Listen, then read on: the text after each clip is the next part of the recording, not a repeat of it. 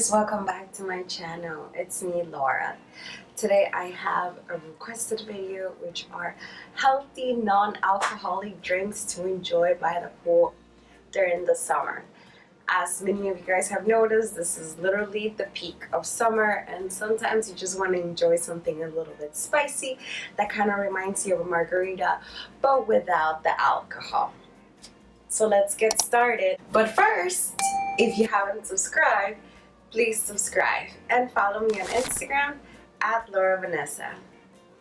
The only ingredients we are going to need today are apple cider vinegar, which is a very healthy thing to have in your fridge, even if it's not just for this drink. I personally like to take a shot of apple cider vinegar every single morning on an empty stomach before my celery juice, a lime, sparkling water, and cayenne pepper. So let's get started. First thing we are going to do is cut the lime in half and make some lime juice.